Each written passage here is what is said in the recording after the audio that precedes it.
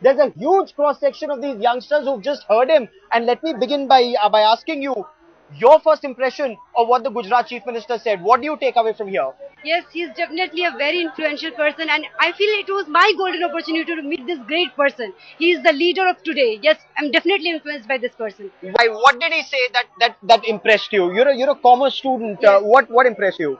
what kind of idea he has about the root levels, about the democracy, what he feels, what what he how he brings Gujarat into the light of the whole world is definitely very challenging, very impressive, and something to learn from it. Not Okay. only thinking about the corporate sector, he's thinking so much about cooperative sectors like the dairy farming and agriculture. Yes. Everything he has taken everything by bit and from the grassroots level. So that is Okay. very impressive. Don't put all your eggs in one basket. There's agriculture, there's industry, there is the other sectors that he's focusing on. What do you take away from what the Gujarat Chief Minister said? I'm very impressed. Actually, talked about teachers, that the world needs teacher. India should uh, influence the teachers in such a way, or the students in such a way, so that they pursue teaching as the career. Okay.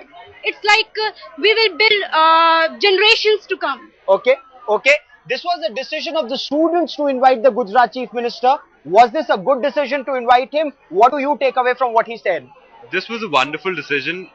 I really think that if he can do what he has done with Gujarat, just imagine what he can do with India. Okay. What has he done for Gujarat? What did he say that impressed you? The business model he's accepting in Gujarat was a main focus we can adopt in India that can help India to grow all over the world. Okay. What do you take away? Come forward, please. You heard the Gujarat Chief Minister. Tell our viewers what you thought of what he said. It was really inspiring hearing him, and from the morning we were waiting for Mr. Modi, and after it was really inspiring the way he talked about the Gujarat and the development process. He's been taken to Gujarat to a very high level. It was really inspiring. Okay. And do you also agree with what he said? What he's done for Gujarat, can he do for India? Is that the way you see the future pan out? Actually, looking out, the things are really going good, and we are not sure whether he'll be the next PM or not, but the things are really good. Okay. There's also the faculty that will join us, ma'am. Would you let's ask teachers. This was of course a student's decision to invite the Gujarat Chief Minister here. He pipped several cabinet ministers. We are told to this, and ma'am, as a member of the faculty, you heard the Gujarat Chief Minister. What do you take away? Is there something that students can learn from this? Yes, I think he's extremely progressive and a man of action, which is what the youth of today wants. Not just empty words, but a lot of action. And that is what impressed me most. Okay. The Gujarat Chief Minister spoke about not just investing in one sector, not just the corporate sector, but agriculture, industry, animal husbandry, somebody was talking about services sector. Is that the model that you teach students? Is that the way forward, ma'am? If you could tell our viewers that. All the sectors are equally important. Development of agriculture as well as the industries and the services all should be hand in hand. Then only it is possible to develop the country as a whole. Okay. Okay. Now, what do your students take away from this interaction with Narendra Modi? How is this different from other interactions? I think students take away a lot of hope, because students want action.